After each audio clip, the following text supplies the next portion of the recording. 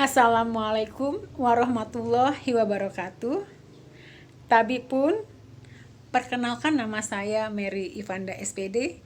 Saya seorang guru SMA dengan mengampu mata pelajaran bahasa Inggris. Sekaligus saya menjabat sebagai wakil kepala sekolah bidang kurikulum di SMA Utama 1.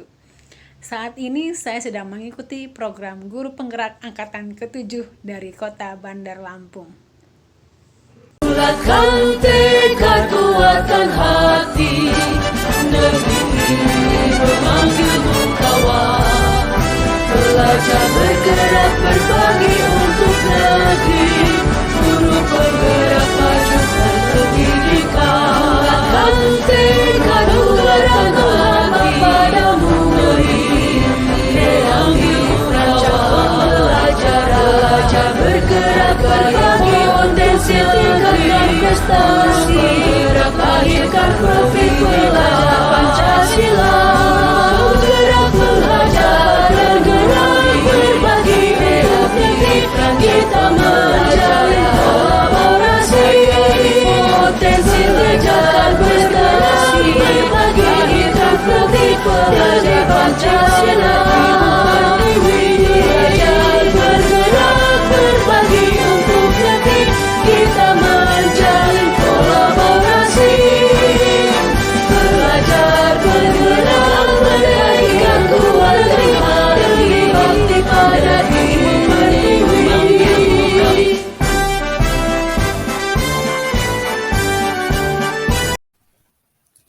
Assalamualaikum warahmatullahi wabarakatuh.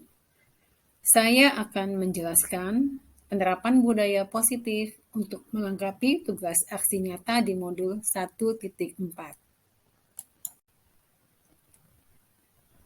Dari teori yang saya pahami, bahwa budaya positif merupakan suatu pembiasaan yang bernilai positif.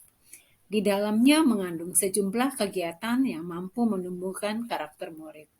Diharapkan pembiasaan yang bernilai positif ini menumbuhkan karakter murid yang nantinya bisa menciptakan budaya positif di lingkungan sekitar. Untuk menerapkan budaya positif di lingkungan sekolah, perlu memahami beberapa elemen sebagai berikut. Pertama, perubahan paradigma belajar. Kedua, disiplin positif. Ketiga, motivasi perilaku manusia. Keempat, kebutuhan dasar manusia. Kelima, posisi kontrol restitusi. Keenam, keyakinan kelas. Dan ketujuh, segitiga restitusi. Berikutnya akan kita jelaskan satu persatu beberapa elemen tersebut. Elemen pertama yaitu perubahan paradigma belajar, di mana memiliki beberapa komponen, yaitu pembelajaran terdahulu menganut sistem luring ataupun tatap muka. Namun saat ini pembelajaran diharapkan menggunakan mode kombinasi daring dan luring. Berikutnya adalah metode mengajar beralih ke pembelajaran yang berpihak kepada murid, yang artinya guru harus memberikan kesempatan ataupun peluang bagi siswa untuk mengembangkan ide atau gagasannya sesuai dengan tingkat kemampuan mereka yang berbeda-beda. Selanjutnya, guru perlu mengimbangi perkembangan zaman, mampu memanfaatkan teknologi sebagai sarana untuk menunjang pembelajaran. Saat ini diharapkan guru harus update, ya tidak boleh gaptek, harus memanfaatkan teknologi yang ada di sekitar kita untuk menunjang sarana belajar. Dan terakhir, peran guru sebagai pemimpin pembelajaran, ya, jadi guru itu sebagai pemimpin pembelajaran harus memiliki nilai yang berpihak kepada murid. Yang artinya, apa yang dilakukan oleh guru dalam kelas, baik itu memberikan materi atau pemberian tugas, memang tujuannya untuk keberpihakannya kepada murid. Selanjutnya ada mandiri. Nilai mandiri ini diharapkan guru mandiri dalam meningkatkan kompetensinya tidak tergantung pada siapapun ataupun dari sekolah. Jadi harus mengikuti pelatihan-pelatihan yang mereka dapatkan melalui online ataupun offline. Selanjutnya ada reflektif.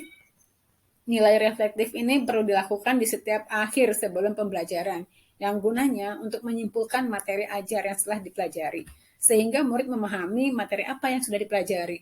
Yang kedua, sebagai bahan evaluasi guru untuk meningkatkan atau memahami di mana letak kekurangannya, sehingga kedepannya akan ada perbaikan. Yang ketiga, kolaboratif, yaitu adanya kolaborasi ataupun kerjasama antara guru dan siswa dan guru untuk meningkatkan pembelajaran. Yang terakhir ada inovasi, diharapkan nilai inovasi ini guru mampu berinovasi ya, tidak monoton dalam mengajar. Artinya harus memberikan metode-metode baru sehingga memberikan keberagaman dalam mengajar dan lebih bervariasi lagi penyampaian materinya. Elemen kedua yaitu disiplin positif perlu dipahami sebagai berikut bahwa 1.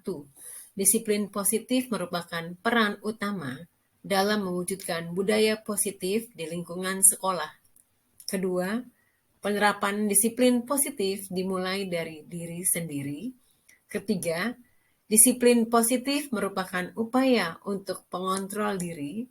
Keempat, menerapkan disiplin positif melalui pemberian contoh. Kelima, pentingnya sosialisasi untuk menumbuhkan kesadaran dan motivasi dalam diri peserta didik. Keenam, disiplin dapat melatih peserta didik menjadi pribadi yang bertanggung jawab. Ketujuh, untuk menjadi peserta didik yang merdeka, dibutuhkan disiplin yang kuat dari internal diri. Dan kedelapan, membangun kesadaran diri dapat menjadikan peserta didik disiplin yang tidak mudah dikontrol oleh orang lain. Elemen ketiga yaitu motivasi perilaku manusia. Di sini kita akan melihat perilaku yang dilakukan oleh manusia atas motivasi apa? 1. Apakah untuk menghindari ketidaknyamanan atau hukuman? Di mana seseorang melakukan suatu kegiatan agar tidak dihukum. Kedua, apakah untuk mendapatkan hadiah, imbalan, atau penghargaan? Di mana seseorang melakukan suatu kegiatan hanya untuk mengejar hadiah, tetapi bukan berdasarkan keyakinan akan kemampuan yang dimiliki. Ketiga, apakah untuk menjadi pribadi yang mereka inginkan dan menghargai diri sendiri dengan nilai-nilai yang mereka yakini. Yang artinya, seseorang melakukan suatu kegiatan atas dasar kesadaran dan motivasi diri dikarenakan nilai-nilai yang mereka yakini. Dari penjelasan di atas, dapat disimpulkan di poin ketiga, diharapkan kita sebagai manusia memahami dan meyakini apa yang kita lakukan sesuai dengan nilai-nilai yang kita yakini dan mampu menerapkan ke dalam diri peserta didik. Elemen keempat yaitu kebutuhan dasar manusia. Dari teori yang saya pahami, bahwa seluruh tindakan manusia memiliki tujuan tertentu. Semua yang kita lakukan adalah usaha terbaik kita untuk mendapatkan apa yang kita inginkan. Yang artinya, segala perbuatan ataupun kegiatan yang kita lakukan ada tujuannya dan merupakan usaha terbaik yang kita lakukan untuk mencapai keinginan. Ada 5 kebutuhan dasar manusia yang harus dipenuhi, yaitu 1. Kebutuhan bertahan hidup, yaitu kebutuhan yang sifatnya fisiologis, seperti makan, tempat tinggal, dan kesehatan, yang kita lakukan untuk keberlangsungan hidup. Yang kedua, kasih sayang dan rasa diterima, yaitu di mana keberadaan kita diakui atau dianggap di lingkungan sekitar. Ketiga, penguasaan, yaitu kebutuhan dengan kekuatan ataupun kemampuan untuk mencapai sesuatu, seperti memiliki prestasi ataupun skill yang kita kuasai. Keempat, kebebasan, di mana kita melakukan sesuatu atas keinginan diri sendiri, bukan karena dikendalikan oleh orang lain. Dan kelima, yaitu kesenangan, di mana kebutuhan kita untuk mencari kesenangan, hiburan untuk sesuai kebutuhan yang kita inginkan. Elemen kelima yaitu posisi kontrol restitusi. Restitusi merupakan teknis, proses menciptakan kondisi murid untuk memperbaiki kesalahan mereka dengan cara melakukan proses kolaboratif antara guru dan siswa. Tujuannya membantu murid mengakui dan menyadari kesalahan yang telah mereka perbuat. Posisi kontrol yang dimiliki guru dalam menerapkan disiplin pada murid yaitu: 1. Sebagai penghukum, di setiap kesalahan yang dilakukan oleh murid, guru langsung memberikan hukuman. Dampaknya, murid menjadi lebih agresif dan pendendam. Yang kedua, pembuat rasa bersalah, di mana guru selalu mengeluarkan kalimat-kalimat penyesalan ketika murid melakukan kesalahan. Dampaknya, murid menjadi baperan, cenderung pemurung, dan lebih parahnya murid menjadi memendam emosi. Yang ketiga, sebagai teman. Cara guru mengontrol murid dengan cara persuasi, menganggap murid sebagai teman. Dampaknya, murid menjadi tergantung pada gurunya, tidak mandiri dalam menyelesaikan masalahnya. Keempat, sebagai pemantau, guru yang memberikan hukuman berdasarkan konsekuensi yang disepakati. Dampaknya, murid menjalani hukuman dengan terpaksa, dan guru pun harus memantau murid dalam melakukan konsekuensinya. Yang kelima, sebagai manajer, posisi kontrol guru sebagai manajer, di mana guru mendampingi murid dalam mempertanggungjawabkan perilakunya, agar dapat menemukan solusi dari permasalahan yang telah diperbuat. Dampaknya, murid menjadi perilaku yang mandiri dan bertanggung jawab atas perilaku yang diperbuatnya. Elemen keenam yaitu keyakinan kelas. Ada beberapa hal yang perlu dipahami. Tujuan dari keyakinan kelas yaitu: 1. Merubah paradigma lama dari peraturan kelas berubah menjadi keyakinan kelas. Kedua, menekankan keyakinan seseorang sehingga memiliki motivasi atas apa yang diyakini. Dan ketiga, menjadikan seseorang menjadi lebih tergerak dan bersemangat untuk melakukan sesuatu yang diyakininya. Keyakinan kelas dibuat bersama guru dan siswa yang disepakati bersama-sama, dan aturan yang dibuat menggunakan kalimat positif yang terdiri dari 5-7 poin saja, sehingga peserta didik dengan mudah mengingat dan menerapkannya. Dan terakhir, elemen ketujuh, yaitu segitiga restitusi. Merupakan suatu tahapan atau langkah-langkah untuk memudahkan para guru dalam melakukan proses menyelesaikan kasus murid. Tahapan yang dilakukan sebagai berikut. 1.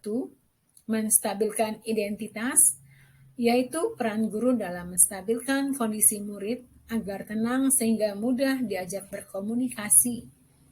Yang kedua, validasi tindakan yang salah, yaitu guru mencari tahu penyebab murid melakukan pelanggaran. Dan yang ketiga, menanyakan keyakinan, yaitu guru menanyakan keyakinan dan nilai-nilai yang telah disepakati, apakah yang dilakukan telah sesuai dengan nilai-nilai yang diyakini. Teknis yang dilakukan guru dalam melakukan tahapan segitiga restitusi dengan mengajukan pertanyaan-pertanyaan sesuai dengan tahapannya, sehingga murid dapat menyadari perbuatannya dan menjadi pribadi yang bertanggung jawab, serta mampu menghargai orang lain.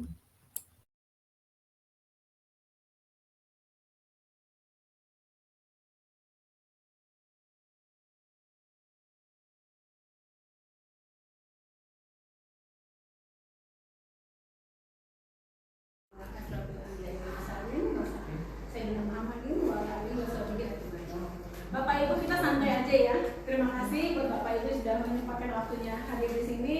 Semoga dibalas kebaikannya, diberikan limpahan dan kebaikan dari Allah Subhanahu wa Ta'ala.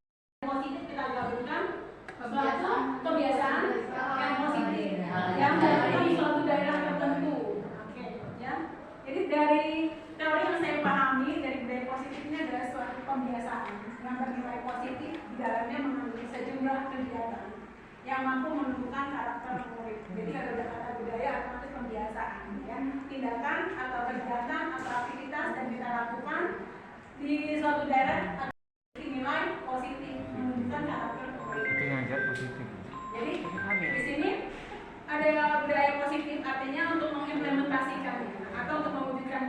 sini di teman sekolah itu ada 7 elemen. Tolong dibantu ya, dulu ini bacain. Gak kebaca ya Bu ya? Oke. Nah, yang pertama belajar. Kedua disiplin. Yang ketiga Motivasi perilaku manusia. keempat Kebutuhan dasar manusia. yang kelima Posisi kontrol restriksi. karena penilaian Oke, kita bahas satu persatu makna dari 7 elemen. Ini ada paradigma perubahan paradigma belajar. Jadi ada 4 komponen. Yang pertama, kita tahu bahwa pembelajaran terdahulu menganut sistem luring atau tatap muka. Sampai saat ini pun kita masih tatap muka. Namun untuk saat ini kita menggunakan 2 kombinasi daring dan luring. Jadi diharapkan guru juga harus menggunakan fasilitasnya daring. Ya, sesuai Ini memanggilmu kawan, belajar bergerak berbagi untuk negeri, guru penggerak majukan pendidikan, guru penggerak menghamba pada murid, kreatif rancang pembelajaran, hargai potensi tingkatkan prestasi, lahirkan Jadikan satu siswa 2 orang dengan warna yang berbeda, ya, dengan warna yang berbeda. Yang satu tulis warna untuk masalah, yang satu untuk yang impian.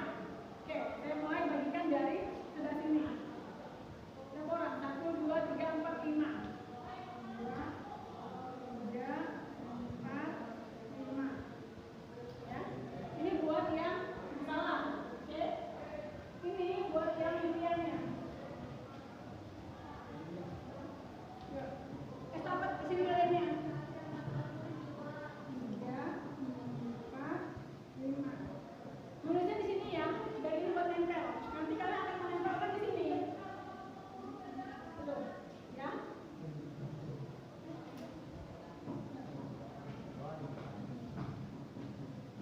1, 2, 3, 4, 5. 2, 3, 4, 5. Gua ada yang bersinar tuh dulu. Ya, ya silakan. 2, 3, 4, 5. Udah. Bulatkan tekad, kuatkan hati, negeri ini memanggilmu kawan, belajar bergerak berbagi untuk negeri, guru penggerak majukan pendidikan, guru penggerak menghamba pada murid, kreatif rancang pembelajaran, hargai potensi tingkatkan prestasi, lahirkan profil pelajar Pancasila, belajar bergerak berbagi untuk negeri, kita menjalin kolaborasi, belajar bergerak berbagi untuk negeri, demi bakti pada Ibu Pertiwi.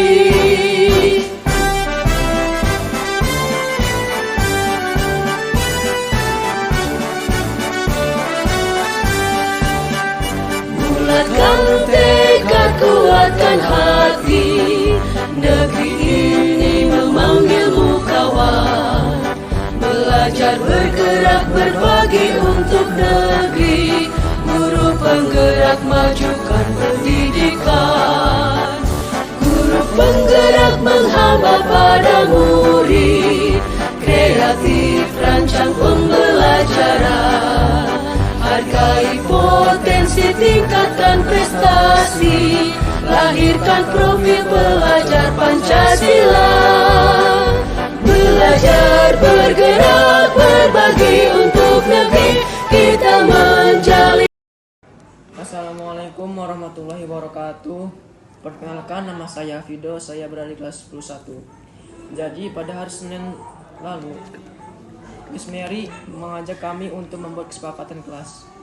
Awalnya kami belum memahami kenapa harus membuat kesepakatan kelas.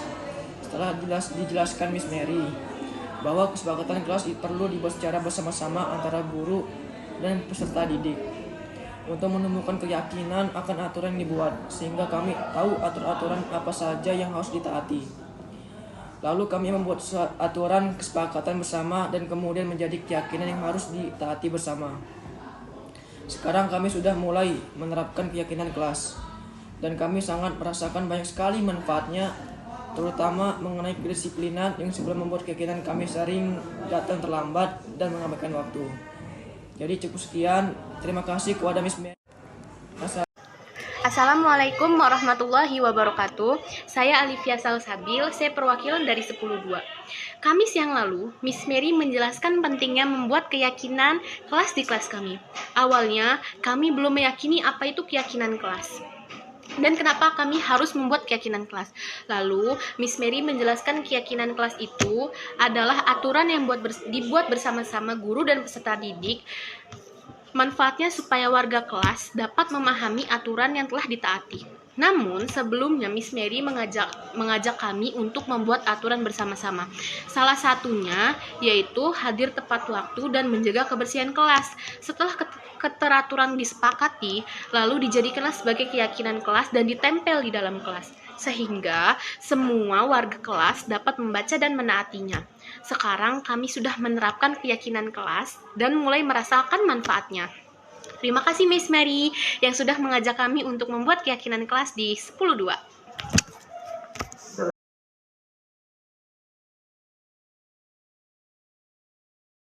Assalamualaikum warahmatullahi wabarakatuh. Tabik pun. Nama saya Herita, mata pelajaran PKN. Manfaat sosialisasi budaya positif. Kita sebagai guru dapat memberikan tuntunan kepada peserta didik untuk belajar semerdeka mungkin sesuai dengan kurikulum yang ditetapkan di sekolah saya. Selain guru juga mampu memiliki nilai-nilai positif untuk siswa dan memberikan contoh, bukan hukuman. Jadi, murid tidak akan mengulangi kesalahan yang telah diperbuat karena kita telah memberikan contoh kepada siswa, bukan hukuman. Terima kasih. Wassalamualaikum warahmatullahi wabarakatuh. Assalamualaikum warahmatullahi wabarakatuh. Perkenalkan, nama saya Mutiara Siagian SPD. Saya mengajar mata pelajaran biologi di SMA Utama 1 Bandar Lampung. Jadi menurut saya manfaat dari sosialisasi budaya positif di sekolah saya, dunia pendidikan memasuki era globalisasi yang semakin maju dan semakin pesat. Kemudian guru juga dituntut harus memiliki kemampuan kompetensi yang lebih berkembang lagi. Selain itu, guru juga harus memiliki karakter dan budaya positif yang mampu diterapkan di dalam kelas. Selain cerdas dan terampil, guru juga harus memiliki budaya positif yang bisa dituntut untuk diterapkan oleh peserta didik tersebut. Kemudian, diharapkan peserta didik juga mampu menghargai dirinya sendiri, bukan hanya menginginkan imbalan ketika disuruh oleh seorang guru. Kemudian, peserta didik juga harus belajar semerdeka mungkin dengan suasana belajar yang menyenangkan dan pengalaman yang lebih bermakna lagi di setiap mata pelajaran yang dipelajari mereka. Terima kasih. Wassalamualaikum warahmatullahi wabarakatuh.